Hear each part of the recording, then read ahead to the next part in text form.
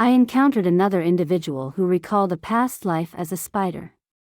Initially, upon waking, the idea of having been a spider might not sound appealing.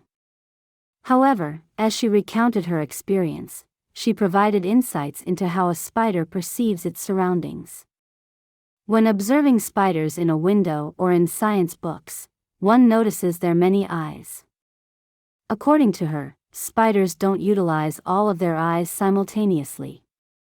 It's akin to looking through numerous TV sets, where the focus is directed to the specific TV set or eye they choose. This approach allows for a full range of motion in eyesight, perhaps around 90 degrees rather than the 180 degrees humans might expect. By concentrating on one part of the whole picture, they can focus on a particular eye to see what's around them. This unique way of seeing, distinct from our understanding, raises questions about whether scientists have fully grasped it. She also drew parallels with flies, explaining that flies have eyes composed of various facets, similar to spiders. When looking through these facets, they select specific parts to focus on, providing a distinctive way of perceiving the world. Discovering these operational aspects of animals, I find it fascinating and believe it could be valuable for anthropologists, animal behavior researchers, and scientists.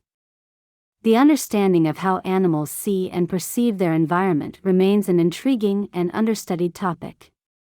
In a recent session, a woman spontaneously delved into a past life experience, emphasizing the unpredictable nature of such regressions.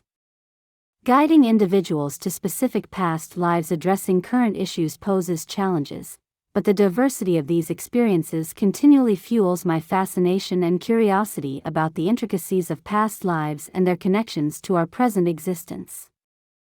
I constantly inquire, seeking understanding rather than dismissing experiences as irrational. For instance, a woman in a regression session described an episode where a leaf fell from a tree into a stream, and as she realized her form, she exclaimed, "My gosh, I'm a worm.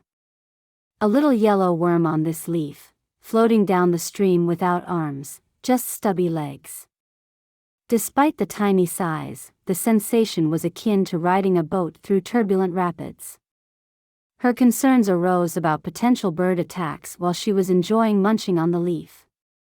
As the leaf floated, she faced the challenges of almost capsizing and nearly being swept off into the water. The story unfolded until she reached the safety of the shore, climbing onto the bank. Each of these experiences, even in non-human forms, seemed to carry a lesson, prompting me to dedicate a whole chapter to non-human bodies in my upcoming book. This particular instance involved a woman experiencing life as a tiny worm, but I've encountered regressions where individuals embodied various animals, from wolves to a giant bird reminiscent of dinosaurs. One woman portrayed a mammoth, conveying the immense weight and challenge of moving with such massive legs. Another revisited a life as a monkey, possibly a baboon or gorilla, part of a clan with a leader. The monkey's existence was generally enjoyable, swinging through trees, munching on bananas, until an unexpected event disrupted the peaceful group dynamic. These diverse experiences offer unique insights into the perspectives and challenges of different species, contributing to a broader understanding of life beyond human forms. The individual they relied on had passed away, lying on the ground, and the others approached, nudging him, attempting to encourage him to get up. They couldn't comprehend that he was no longer there, that he was deceased. A sense of panic ensued, wondering what to do without Ethan, who had taken care of them and guided their actions. We observed these events through the perspectives of these simple creatures, and at that time, it seemed that handling anything more complex would be overwhelming for them. The lesson had to remain straightforward as they progressed through these experiences. In my extensive work, I have not encountered instances of individuals regressing to become animals after surpassing the animal stage. The principle has been that once you advance through the animal part, there's no need to regress unless there's a specific lesson or reason to revisit that state. While it's conceivable that regression to an animal form might occur under certain circumstances, it seems more likely if there's a specific lesson to learn, such as understanding cruelty to animals from the animal's perspective. I've come across intriguing cases where people regress to being sea creatures, including one this week. While some may claim they've never had clients experience non-human bodies, the variety and frequency of my cases suggest that it might depend on the breadth of their experience and the number of cases they handle. In my classes, when discussing non-human bodies, some practitioners mention they haven't encountered such cases despite years of experience, highlighting the diversity of regression experiences. I inquired about her body, and she replied that she saw fins, though uncertain whether they belonged to a fish, seal, or a similar creature. To clarify, I asked if she could breathe underwater, and she confirmed, specifying it was only for a limited time before needing to surface. This indicated she was likely a mammal. It turned out she was a whale, a substantial but small one, thoroughly enjoying herself swimming among fish, carefree. However, the experience took a dark turn when she encountered a boat, an unfamiliar sight for her. Initially inspecting it from below, she swam out, observing men on the boat, and suddenly felt a fear akin to a dagger threat. Swimming away, they noticed her, and in her words, she felt they stabbed her, likely harpooned. Distressed, she questioned why they harmed her when she hadn't harmed anyone, merely swimming around. Subsequently, they tied ropes to her and transported her to a larger boat, where they proceeded to cut her up. Overwhelmed, she expressed her desire not to witness the ordeal. This regression experience provided insights into the root cause of her persistent back problems, revealing a traumatic incident when, as a whale, she was ruthlessly cut down the spine while still alive, carrying the trauma into her present lifetime. I've encountered many individuals with back problems, often stemming from falls. There are numerous ways one could injure their back in various life situations, such as falls, wars, and different experiences.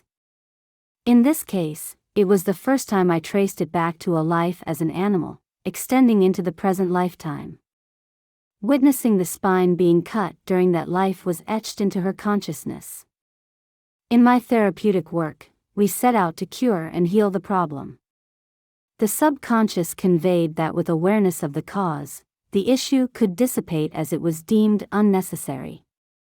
She wouldn't face any more problems with it since understanding the cause eliminates the problem. This underscores the significant influence the mind has on the body. I've also worked with others who regressed to lives as sea creatures, resembling dolphin-like beings. Initially unsure of his surroundings, one individual gradually recognized his underwater environment. He described transitioning from darkness to seeing light, akin to a flurry. Realizing he was underneath the water, he painted a vivid picture of watching sunlight create a ripple effect. Eventually, he felt the sensation of floating on the water's surface. He described being in a state of slumber while floating on his back. Through one eye, he perceived darkness on the nighttime side, while the other eye captured the night sky. Astonishingly, he could also witness the sun rising from the other eye, akin to the perspective of an eagle with a 90-degree field of vision. This allowed him to see more than the human eye could, extending his sight in a complete circle. Reflecting on the uncertainty of how fish perceive their surroundings, he marveled at the experience. Content and carefree, he leisurely floated, indulging in the simplicity of existence, just drifting and feasting on fish. It seemed like a paradisiacal existence, devoid of obligations or designated places to be. This scenario might be perceived as idyllic by some individuals. During my visit to Hawaii in February of the year 2005, I engaged in conversations with a dolphin expert, a native Hawaiian. He shared a fascinating detail about dolphins' sleeping habits. When asleep in the water, dolphins keep one eye open throughout, occasionally alternating between eyes. This precaution is taken to guard against potential dangers, ensuring that they don't fall into a deep slumber that could make them vulnerable to predators. The insight was intriguing and shed light on the observed behavior of the individual who, during regression, could see darkness with one eye while the other eye perceived the rising sun, aligning with the habits of sleeping dolphins. The convergence of these experiences made the connection with the man's past life as a dolphin all the more captivating. A woman approached me with a distressing physical condition, resembling a walking skeleton due to extreme thinness. She had endured near-death experiences 3 times, and her doctors were perplexed by the state of every organ in her body. Despite the severity, she managed to cling to life. Profoundly unhappy and depressed, she embarked on a regression journey, leading her to a past life as a sea creature on a water planet devoid of land. Comparable to a dolphin's existence, she described the joy of floating and swimming in boundless freedom, devoid of responsibilities. In many such instances, individuals become so enamored with their past life experiences that they resist moving on. In her case, she preferred the unbridled freedom of sea life. However, the cosmic order intervened, recognizing the need for her to undergo a different set of lessons. Her soul was extracted from the aquatic realm and placed into the human body she currently inhabited. In the subconscious realm, her extreme discontent with human existence became apparent.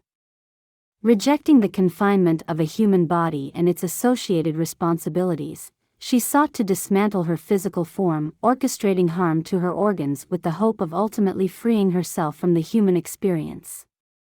During our conversation, I conveyed to her the importance of continuing her journey until she grasped the intended lesson. I emphasized that evading the lesson would only result in repetition. Leaving this school wasn't a swift process.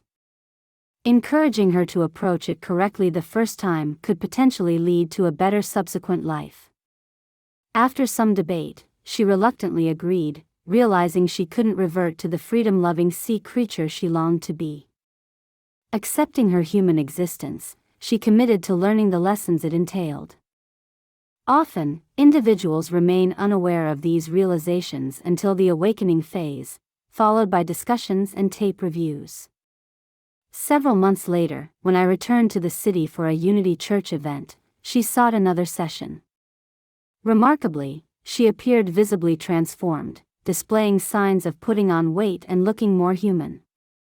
She reported feeling significantly better, and her organs were functioning as expected.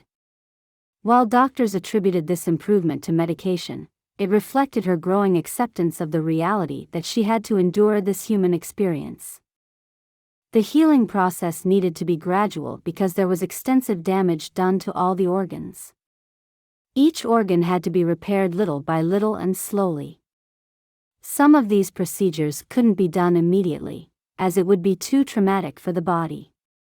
While I have witnessed instantaneous cures, many cases require a slower approach. In this particular situation, there was no other option but to proceed slowly to allow the body to begin functioning again.